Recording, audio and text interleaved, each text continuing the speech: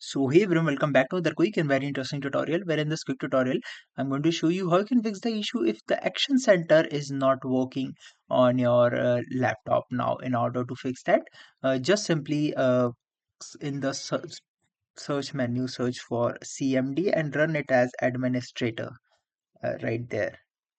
Let's run CMD.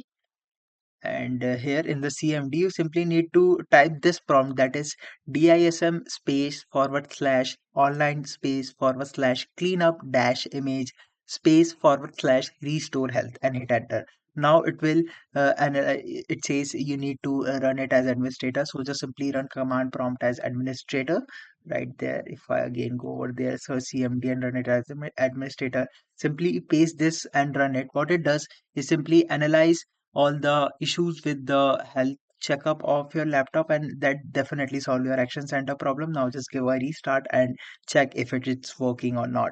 Alright, so that's it for this tutorial. I hope this video will be helpful for you. Make sure to hit the like button and subscribe button for more such helpful and interesting tutorials. See you in the next one. Take care.